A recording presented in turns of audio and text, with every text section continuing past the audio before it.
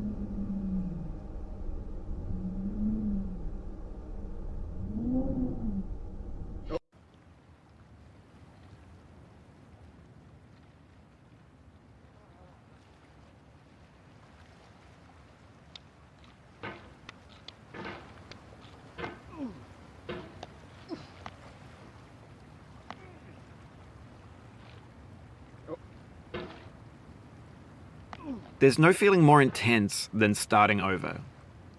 If you deleted your homework the day before it was due, as I have, or if you left your wallet at home and you have to go back after spending an hour in the commute. If you won some money at the casino and then put all your winnings on red but it came up black. If you got your best shirt dry cleaned before a wedding and then immediately dropped food on it. If you won an argument with a friend and then later discovered that they just returned to their original view. Starting over is harder than starting up. If you're not ready for that, like if you've already had a bad day, then what you're about to go through might be too much. Feel free to go away and come back. I'll be here. Alright, thanks for coming with me on this trip. I'll understand if you have to take a break at any point. Just find a safe place to stop and quit the game. And don't worry, I'll save your progress, always. Even your mistakes. This game is a homage to a free game that came out in 2002, titled Sexy Hiking.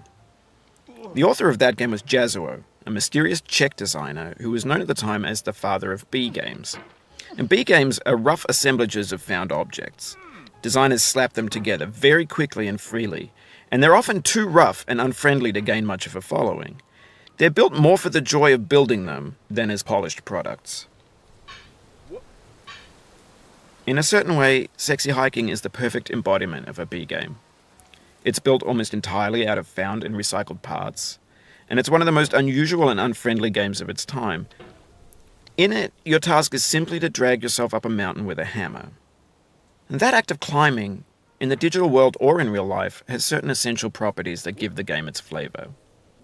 No amount of forward progress is guaranteed. Some cliffs are too sheer or too slippery. And the player is constantly, unremittingly in danger of falling and losing everything. Anyway, when you start Sexy Hiking, you're standing next to this dead tree that blocks the way to the entire rest of the game. It might take you an hour to get over that tree, and a lot of people never got past it. You prod and you poke at it, exploring the limits of your reach and your strength, trying to find a way up and over. And there's a sense of truth in that lack of compromise. Most obstacles in video game worlds are fake. You can be completely confident in your ability to get through them once you have the correct method or the correct equipment or just by spending enough time. In that sense, every pixelated obstacle in Sexy Hiking is real. The obstacles in Sexy Hiking are unyielding, and that makes the game uniquely frustrating. But I'm not sure Jazzuo intended to make a frustrating game. The frustration is just essential to the act of climbing, and it's authentic to the process of building a game about climbing. A funny thing happened to me as I was building this mountain. I'd have an idea for a new obstacle, and I'd build it, test it, and it would usually turn out to be unreasonably hard. But I couldn't bring myself to make it easier. It already felt like my inability to get past the new obstacle was my fault as a player rather than as a builder. Imaginary mountains build themselves from our efforts to climb them, and it's our repeated attempts to reach the summit that turns those mountains into something real. When you're building a video game world, you're building with ideas. And that can be like working with quickset cement. You mold your ideas into a certain shape that can be played with, and in the process of playing with them, they begin to harden and set until they're immutable, like rock. And at that point, you can't change the world, not without breaking it into pieces and starting fresh with new ideas. For years now, people have been predicting that games would soon be made out of prefabricated objects, bought in a store and assembled into a world. And for the most part, that hasn't happened, because the objects in the stores are trash. I don't mean they look bad or that they're badly made, although a lot of them are. I mean they're trash in the way that food becomes trash as soon as you put it in the sink. Things are made to be consumed and used in a certain context, and once the moment is gone, they transform into garbage. In the context of technology, those moments pass by in seconds. Over time, we've poured more and more refuse into this vast digital landfill that we call the internet. It now vastly outnumbers and outweighs the things that are fresh and untainted and unused. When everything around us is cultural trash, trash becomes the new medium, the lingua franca of the digital age. And you can build culture out of trash. But only trash culture. B games, B movies, B music, B philosophy. Maybe this is what digital culture is. A monstrous mountain of trash, the ash heap of creativity's fountain. A landfill with everything we ever thought of in it. Grand, infinite, and unsorted. There's 3D models of breakfast, Gen X's fanfic novels, Scan magazines, green screen Shia LaBeouf, banned snuff scenes on LiveLeak. Facebook's got lifelike bots with unbranded adverts and candid shots of Kanye and Taylor Swift mashups, car crash epic failed GIFs, Russian dashcam vids, discussions of McRibs, discarded, forgotten, unrecycled, muddled, rotten, untitled.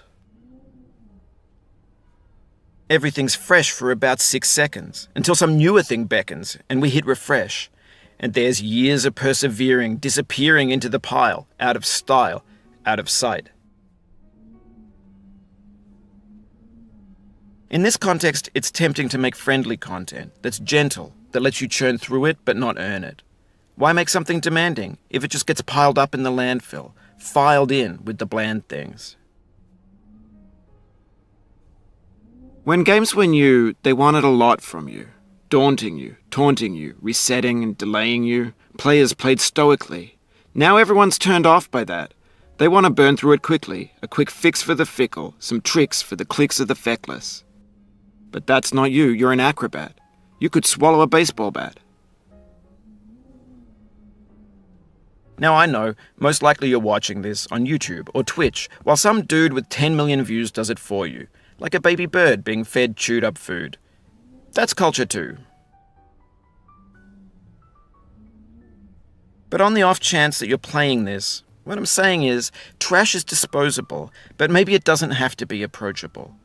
What's the feeling like? Are you stressed? I guess you don't hate it if you got this far. Feeling frustrated?